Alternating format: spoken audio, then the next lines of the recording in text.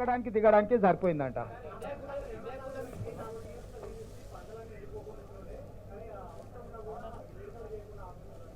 నేను అనేది అదే అంటున్నా, బుర్ర లేకుండా వితండవాదం చేస్తున్నాడు. హైదరాబాద్ నగరానికి తాగడానికి నీళ్లు లేవు, మీరు బోర్లు ట్యాంకర్లు అంటుండు. అసలు బుర్ర ఉందా కేసీఆర్కు? మిషన్ భగీరథ ద్వారా కృష్ణానది జలాలను ఇవ్వాల్సిన దానికంటే ఎక్కువ ఇస్తున్నాం. భూమిలో ఉన్న నీటి టేబుల్స్ పడిపోవడం వల్ల బోర్లు ఎండిపోయినాయి. అంతకుముందు నువ్వు కూడా మధ్యతరగతి మనం నల్లా నుంచి వచ్చే నీళ్లు వంటలకు కానీ మన ఇంట్లో తాగడానికి వాడుకునేది, మన ఇంటి అవసరాలు అంట్లు తోముకోవడానికి, స్నానానికి, ఇతర అవసరాలకు మన ఇంట్లో ఉండే బోర్ నీళ్లు వాడుకునేది. ఇప్పుడు బోర్ ఎండిపోయింది కాబట్టి ఈ నీళ్లతో పాటు అదనంగా బోరుతో వాడుకునే నీళ్లను ట్యాంకర్లలో కొనుక్కుంటున్నాము. ఇవాళ మేము దాదాపుగా 1000 ట్యాంకర్లతోని ట్యాంకర్ బుక్ చేసిన 12 గంటల లోపలనే ప్రతి వాళ్ళకి నీళ్ళు అందిస్తున్నాము. అభినందించాల్సింది పోయింది, ట్యాంకర్లు వచ్చినాయి అంటున్నాడు. గ్రౌండ్ వాటర్ ఎప్పుడు పడిపోయింది? వర్షాకాలంలో వర్షాలు రాకపోవడం వల్ల ఇప్పుడు గ్రౌండ్ వాటర్ పడిపోయింది. నాగార్జున సాగర్లా, శ్రీశైలంలా అన్నిట్లల్లా ఇప్పుడు బోర్ ఎండిపోయింది కాబట్టి ఈ నీళ్లతో పాటు అదనంగా బోరుతో వాడుకునే నీళ్లను ట్యాంకర్లలో కొనుక్కుంటున్నాము. ఇవాళ మేము దాదాపుగా 1000 ట్యాంకర్లతోని ట్యాంకర్ బుక్ చేసిన 12 గంటల లోపలనే ప్రతి వాళ్ళకి నీళ్ళు అందిస్తున్నాము. అభినందించాల్సింది పోయింది, ట్యాంకర్లు వచ్చినాయి అంటున్నాడు. గ్రౌండ్ వాటర్ ఎప్పుడు పడిపోయింది? వర్షాకాలంలో వర్షాలు రాకపోవడం వల్ల ఇప్పుడు గ్రౌండ్ వాటర్ పడిపోయింది. నాగార్జున సాగర్లా, శ్రీశైలంలా అన్నిట్లల్లా డెడ్ స్టోరేజ్కి వెళ్ళిపోయినాయి.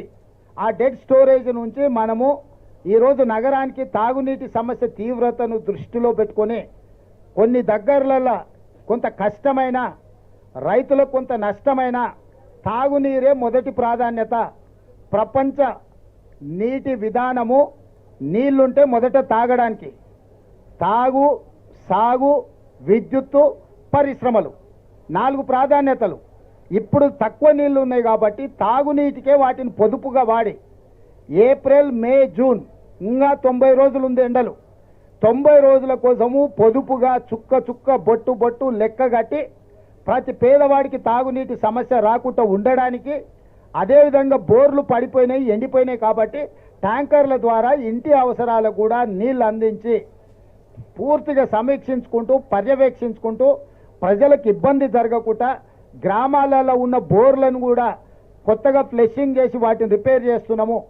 కొన్ని దగ్గరలో ఇప్పుడు వరి కోతలు అయిపోయినాయి, రైతులకు ఉన్న బోర్లు నీళ్లు ఉంటే ఆ బోర్లను కూడా తీసుకొని ఆ నీళ్లను కూడా ట్యాంకర్లలో ఊర్లలో ప్రజలకు సరఫరా చేయడానికి ప్రణాళిక సిద్ధం చేసినాము. చిన్న చిన్న చెరువుల మీద ఉన్న తాగునీటి వనరులను కూడా ఇప్పుడు పూర్తిగా రిపేర్లు చేసుకొని తాగనికే నీళ్లు అందిస్తున్నాము. ఇవన్నీ మేం చేస్తుంటే నువ్వు వ్యవసాయానికి నీళ్ళు ఇవ్వలే, ఎండిపోయినాయి. ఎండిపోయినాక ఎందుకు చెప్తున్నావు? మరి అది మొదలుపెట్టినప్పుడే చెప్పుండొచ్చు కదా, ఈ సలహా ఏదో. అంటే ఎండిపోయినాక, ఇల్లు కాలినాక ఆ మంటల కాడ చలి కాసుకుందామని చంద్రశేఖరరావు ఎదురు చూస్తున్నాడు.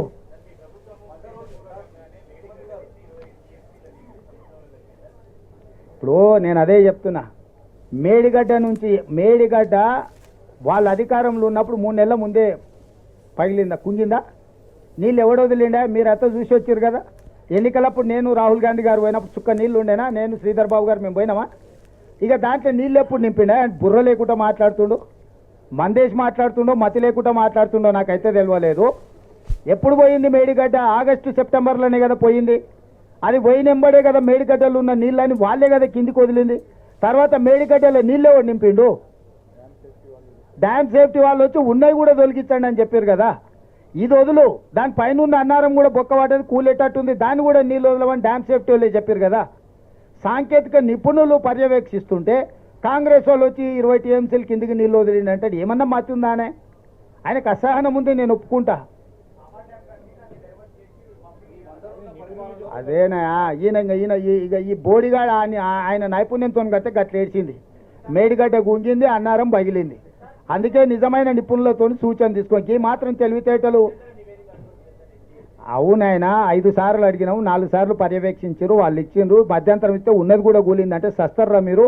దాన్ని పూర్తి స్థాయిలో సూచనలు చేస్తామని వాళ్ళు చెప్తున్నారు. మరి ఆ మాట కేంద్ర ప్రభుత్వాన్ని అడగాలి కదా. ఎన్డీఏసీ కేంద్ర ప్రభుత్వ పరిధిలో పనిచేసేది కదా. చంద్రశేఖరరావు మోడీని ఎందుకు అడుగుతలేడు?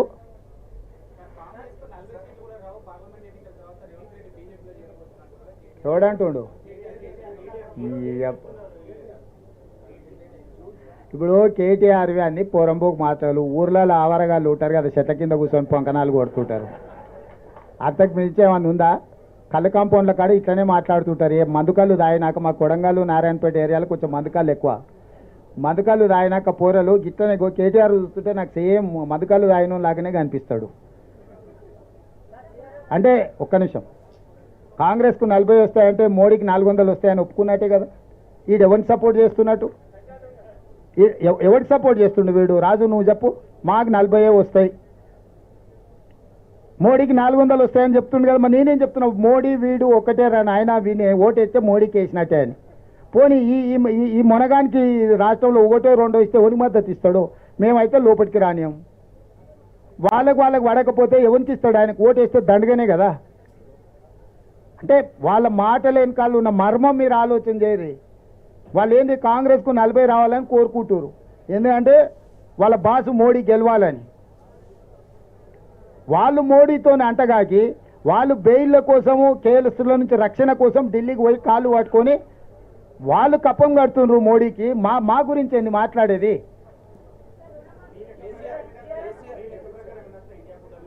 ప్రభుత్వం ఏర్పాటు చేస్తానని వస్తాయి. పేరు చెప్పిన ఇప్పుడు ప్రభుత్వం ఏర్పాటు చేస్తానని వస్తాయి.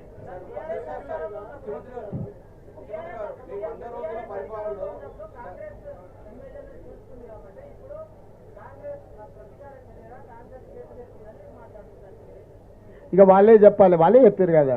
ఇక మళ్ళీ నేను కొత్తగా చెప్పేది ఏం చెప్పాలి?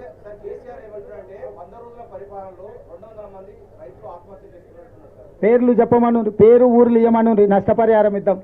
200 నెంబర్ చెప్పుడు కాదు, పేర్లు వాళ్ళ వివరాలు ఇవ్వమను. తప్పకుండా ప్రభుత్వం నుంచి వాళ్ళని ఆదుకుందాం. సూటిగా నేను చంద్రశేఖరరావుని అడుగుతున్నా, ఏ రైతు ఏ ఊరు అతని వివరాలు మాకు పంపుండి. నిజంగానే రైతులు చచ్చిపోయి ఉంటే రైతుల పట్ల సానుభూతి ఉన్న రైతు ప్రభుత్వం మాది. ఆ రైతు కుటుంబాలను ఆదుకునే బాధ్యత మాది. 200 కుటుంబాలను ఎన్నికలైన మరుక్షణం సచివాలయానికి పిలిచి వాళ్ళని ఏ రకంగా ఆదుకోవాలో మా ప్రభుత్వం నిర్ణయం తీసుకుంటుంది. చంద్రశేఖరరావు గారికి 48 గంటలు సమయం ఇస్తున్న చనిపోయిన రైతుల 200 మంది రైతుల వివరాలు ప్రభుత్వానికి నివేదిక రూపంలో ఇవ్వాల్సిందిగా నేను వారిని కోరుతున్నా.